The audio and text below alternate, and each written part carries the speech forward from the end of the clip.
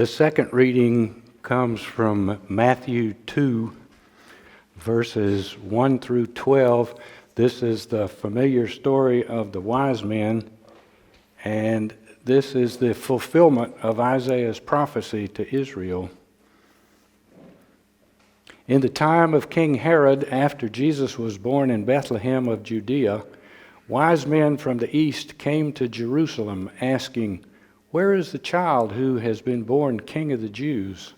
For we have observed his star at its rising and have come to pay him homage." When King Herod heard this, he was frightened, and all Jerusalem with him. And calling together all the chief priests and scribes of the people, he inquired of them where the Messiah was to be born. They told him, "In Bethlehem of Judea, for so it has been written by the prophet, 'And you, Bethlehem, in the land of Judah, are by no means least among the rulers of Judah. For from you shall come a ruler who is to shepherd my people Israel.'" Then Herod secretly called for the wise men and learned from them the exact time when the star had appeared. Then he sent them to Bethlehem, saying, "Go and search diligently for the child, and when you have found him, bring him back to me, so that I may also go and pay him homage." When they had heard the king, they set out, and there ahead of them went the star that they had seen at its rising, until it stopped over the place where the child was. When they saw the star had stopped, they were overwhelmed with joy.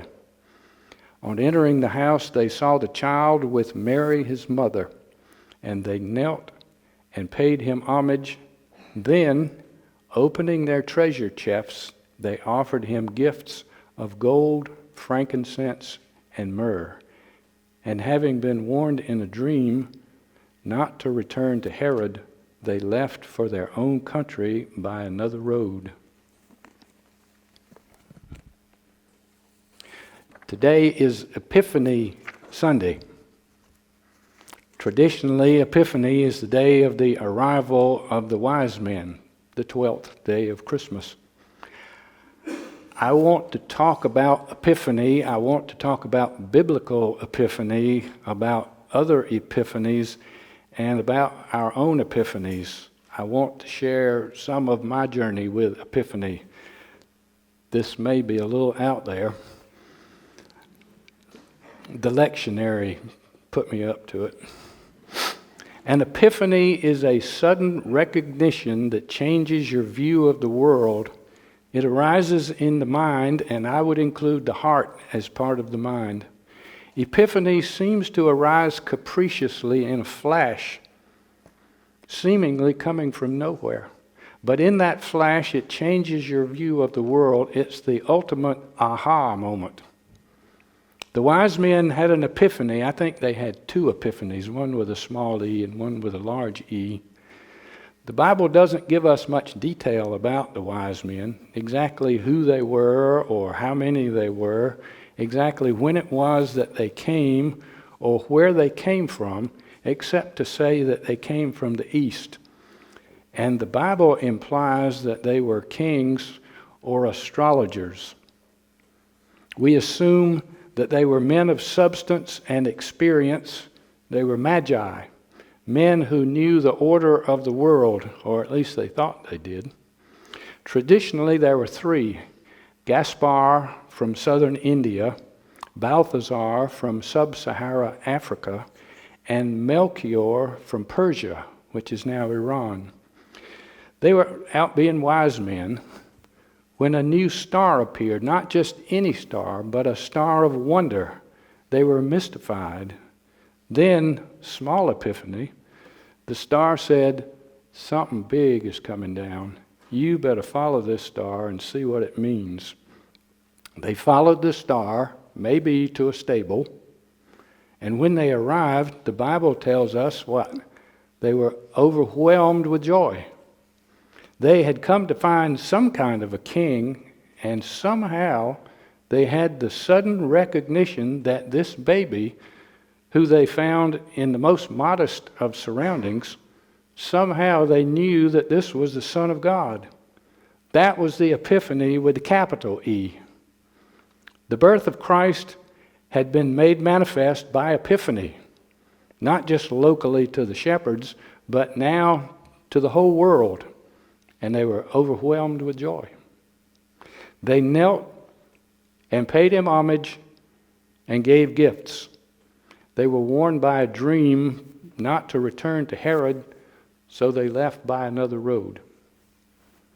That was a major epiphany, the sudden recognition which arose in the wise men's minds and hearts, which changed their views of the world. Can you think of other epiphanies? In his autobiography, Surprised by Joy, C.S. Lewis details his many years of philosophical searching and religious doubt. He was a scholar at Oxford and other places. He spent much time debating with his friends and his colleagues, but near the end he saw God as a concept. But near the end of the book, he describes how one sunny morning, I don't know whether it was Sunday or not, one sunny morning he was on his way to the zoo, and suddenly he came to realize that Jesus Christ was the Son of God, an epiphany, though he describes it as being like an awakening. In the 5th century BC, after a long period of searching, Gautama Siddhartha had a big epiphany while sitting under the Bodhi tree, and afterwards became the Buddha. In the 3rd century BC, Archimedes, the Greek philosopher and mathematician, anguished over how to determine the volume of an irregular object. And it is said, as you might remember, one day he was sitting in his bath and had a sudden epiphany. It came to him, so he jumped out of the bathwater and went running down the streets of Syracuse, crying, "Eureka, Eureka, I've found it, I've found it." Or picture Isaac Newton reclining under an apple tree, and his epiphany after an apple dropped on his head. Those are some epiphanies. Maybe you have one of your own. Try doing an epiphany now in the pew. Let's do an epiphany. No Archimedes now. 1, 2, 3. Or maybe it's epiphany. So that's what epiphany feels like. Now, what is the anatomy of an epiphany? I believe that epiphany starts with wonder. What is more precious to us than that feeling of wonder that we sometimes experience in our lives? It's that feeling of marvel, mystery, awe, fascination in the face of the ineffable. Your mind just can't fathom what it's experiencing, so it just gets quiet and looks in rapt attention. Ironically, it feels so alive to be in that state of wonder. When have you encountered wonder? Maybe when the sun sets and the clouds go pink and orange and blue and purple. About twice a week, Kathy or I seem to say to one another, "Hey, come over here, you got to see this." And we look out the window or we go out on the back steps and watch out over the Reddige's house as the sun sets through the trees and the clouds change color. Where do you get wonder in your lives? It gets me every time a dog looks me in the face and starts wagging its tail. It gets me every time. I just can't get beyond that. And these days, predictably enough, it's grandchildren. What is that feeling? It's wonder. The wise men saw a new star, not just any new star, but an arresting star of wonder. Now, when you're in that quiet place of wonder, when the mind is still, it is fertile ground for epiphany to arise. It's as if the wonder speaks back to you. Or maybe it's when the deliberative mind is stilled and an inner voice can speak. What is that voice? Where does it come from? In 10th grade biology, I chose a project that had to do with the observation of water fleas. You might have heard them called amazing sea monkeys. Anybody ever raise amazing sea monkeys? A little kit. Anyway. Water fleas, Daphnia minor, sea monkeys are basically microscopic, tiny, little, very active crustaceans. You can just barely see them with a magnifying glass. I was keeping some of them in some pond water with a few fronds of freshwater algae for them to nibble on.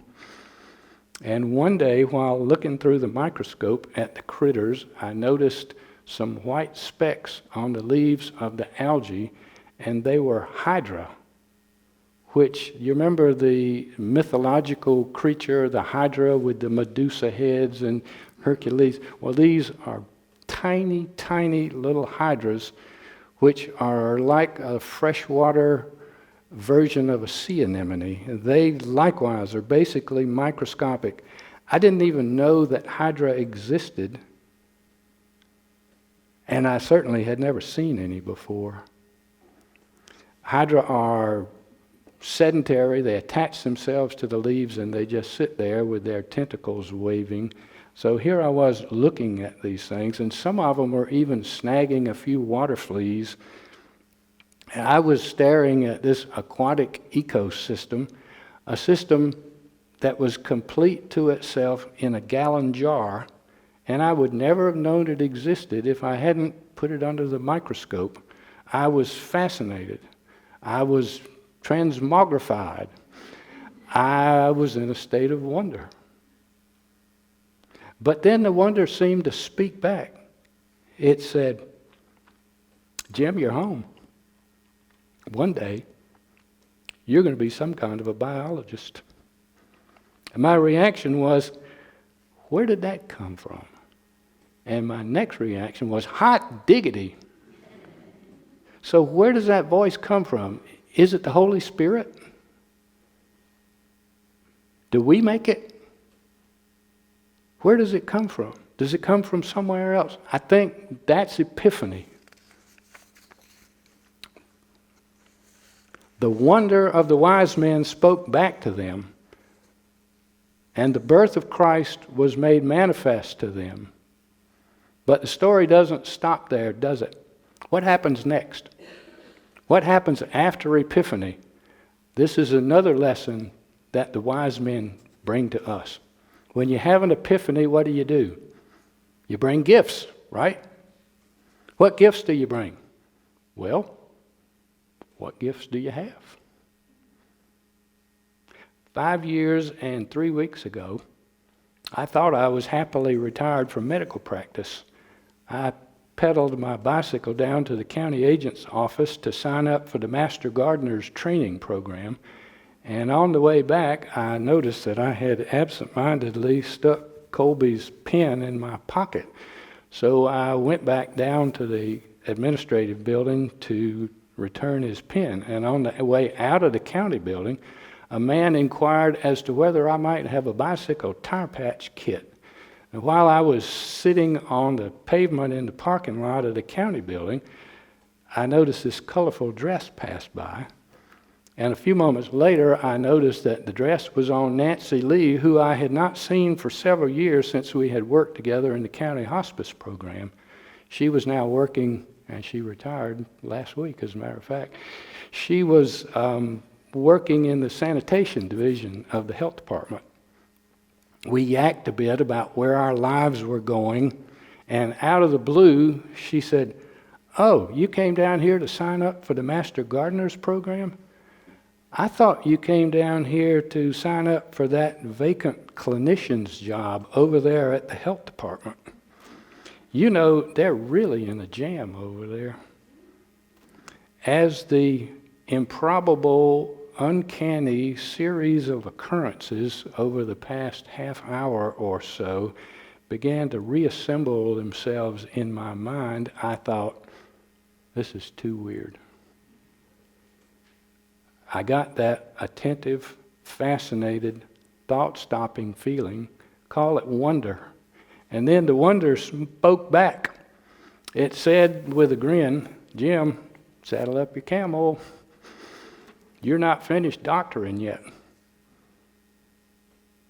I would not be responsible if I didn't say that it is appropriate to question the validity of these apparent movements of the Spirit. Sometimes ego may speak more loudly than the Spirit. A good way to question that is to trust the wisdom of the community. In the Quaker community, if a friend is uncertain about a course of action, they may assemble what is called a clearness committee. The task of the committee is not to give advice, but to ask penetrating questions which enable the friend to see her or his way forward more clearly. Epiphanies are out there. They exist. They can take you on a journey. They can send you running naked through the streets. They can send you to work in the clinic at the health department. They can awaken you to belief that Christ is the Son of God. They can reassure you that God loves you. And what do the wise men teach us? When you have an epiphany, take gifts. What gifts do you bring? Bring your gifts. A good inspiration for what gifts to bring can be found in the hymn "In the Bleak Midwinter," so why don't we sing it all together? Thanks be to God.